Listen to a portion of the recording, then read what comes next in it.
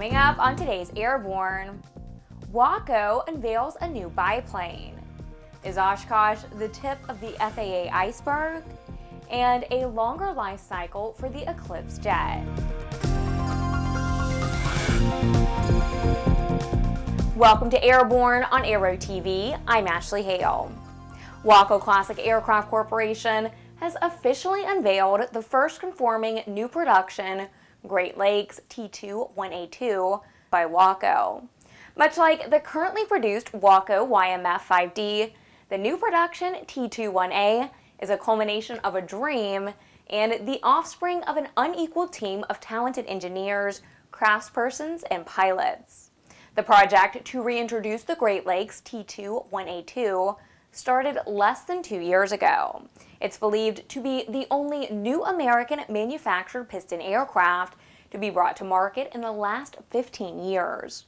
Among the aircraft's key features are a Lycoming AEIO 360 180 horsepower fully aerobatic engine, fuel injection, a Hartzell aerobatic propeller, plus a JPI 930 fully electronic engine analyzer and performance computer. Production of aircraft for customers is well underway, with the first 3 currently on the production line. Customer deliveries are expected to start in less than 90 days, with an initial production rate of 1 per month thereafter. The Great Lakes is well known to be an exceptionally forgiving tail dragger, with excellent handling qualities. The aircraft is expected to find a ready market among sport flyers, as well as being an outstanding candidate for aerobatic flight training. With the public outcry growing larger over the FAA's sudden financial demands to staff EAA's AirVenture, sources within the FAA suggest the current efforts may be but the tip of the iceberg.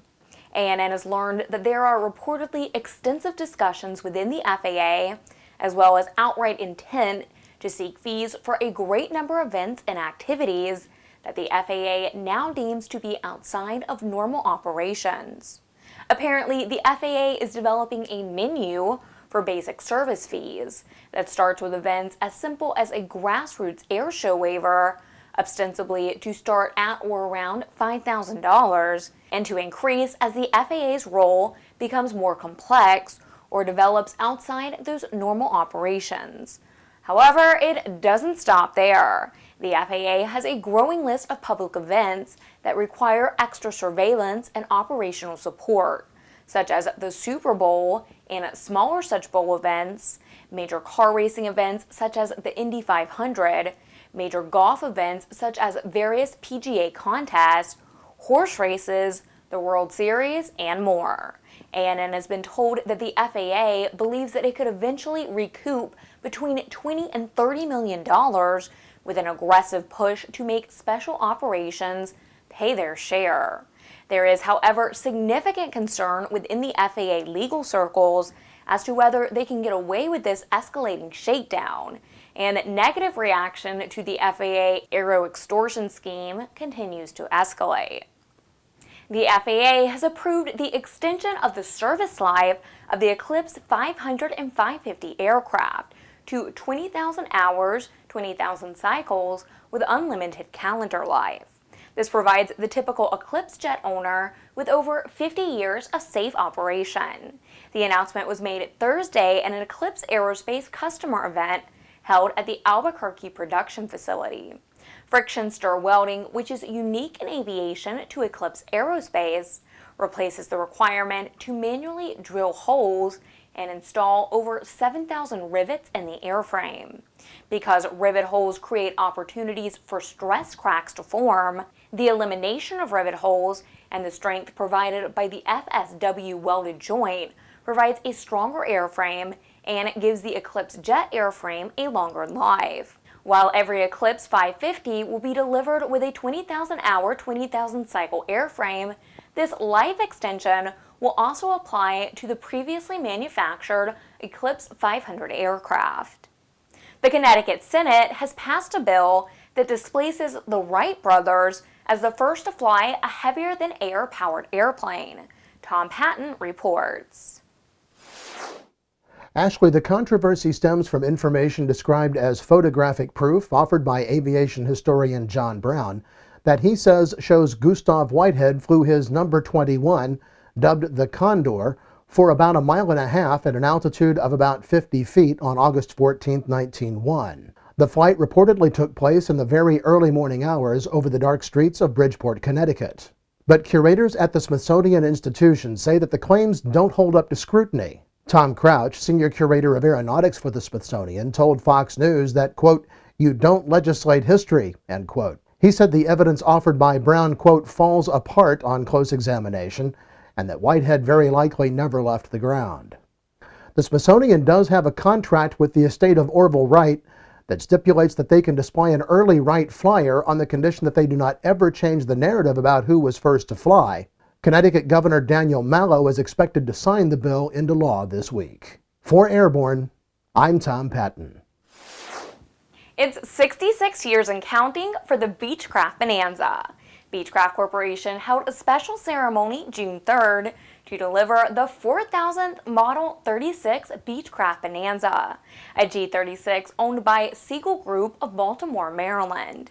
The Bonanza is the longest continually produced aircraft in history, and more than 18,000 models, 35, 33, and 36 units, have been delivered since 1947. Siegel Group will use the aircraft to conduct site visits and client meetings while developing shopping centers and brokering real estate deals in the Mid-Atlantic region for national retail and restaurant companies. The aircraft delivered last week carried a special N4000L tail number.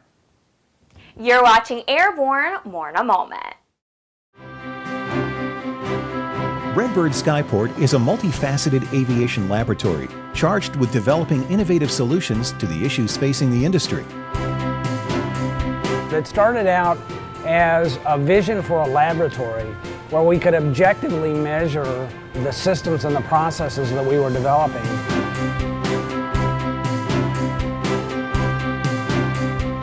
Being able to put some objective measures behind the anecdotal evidence that we have about the value of motion and the application of this technology is very, very important, because until we can objectively measure it and play that data back, we can't design training systems that make the best use of it.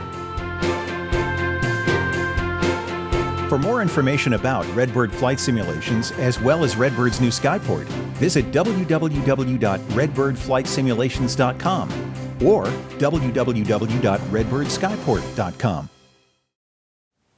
Welcome back. If you'd like to suggest a story for Airborne, Aero-TV, our website, or podcast, drop us an email to news-spy@aero-news.net.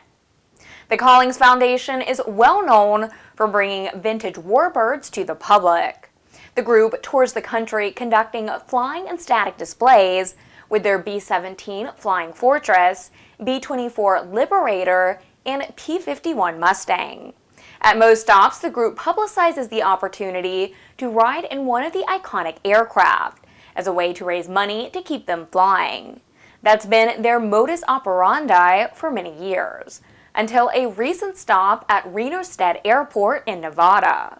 A June 3rd tour stop turned sour when they were told that while they could put the airplanes on static display, there would be no flying because of concerns about their insurance.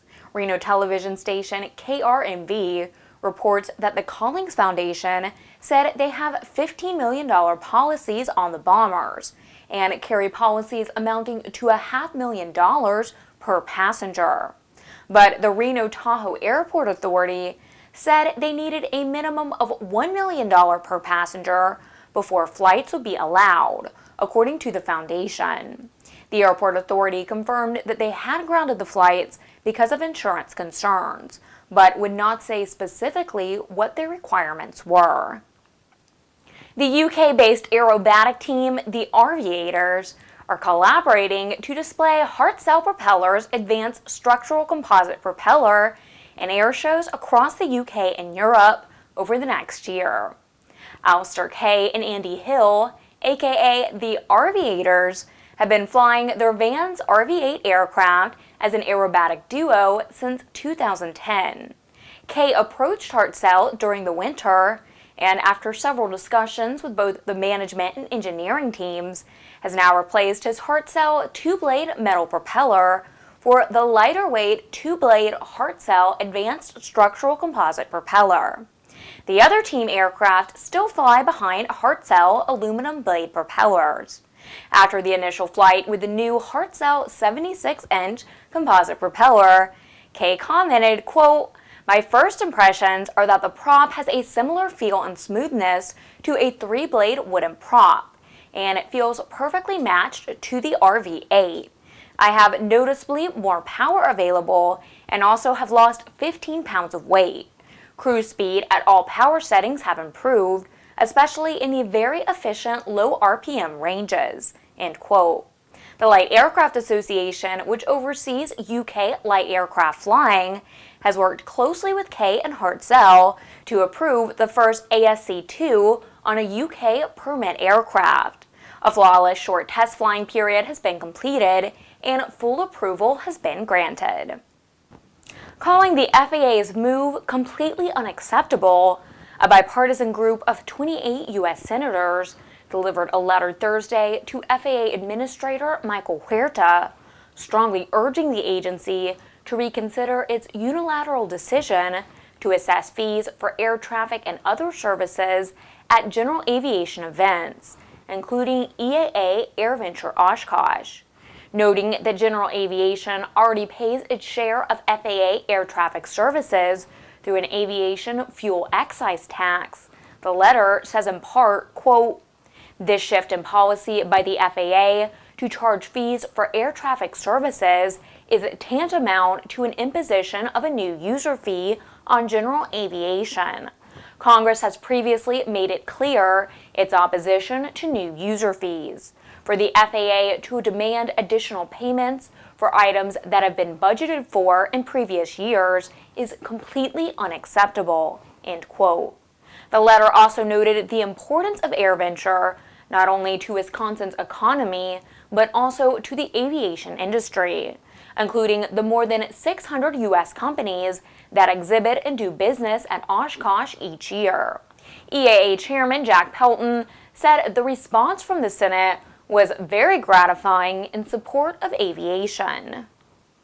And now it's time for our Aero Video of the Week.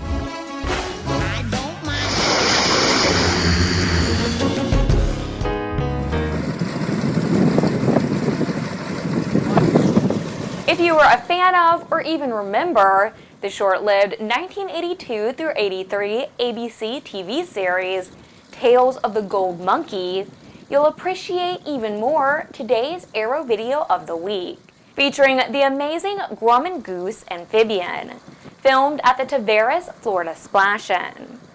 Find it on YouTube by searching Grumman Goose at Tavares, Florida Splash-In. Finally, today on Airborne, Chinese state-run media reports that the country plans to launch a three-man mission to its orbiting Tiangong Space Laboratory around the middle of this month, with final preparations now underway. The Chinese astronauts will teach lessons to school children via a video feed. China, which first launched a manned spacecraft in 2003, is now aggressively pursuing a manned space program that includes the space station and a manned landing on the moon. This according to an official white paper. They hope to have the station operational by 2020. Well, that's our program for Tuesday, June 11th. Remember, you can get comprehensive real-time 24/7 coverage of the latest aviation and aerospace stories anytime at aero-news.net. Please join us again this Friday for another edition of Airborne. I'm Ashley Hale. Thanks for watching.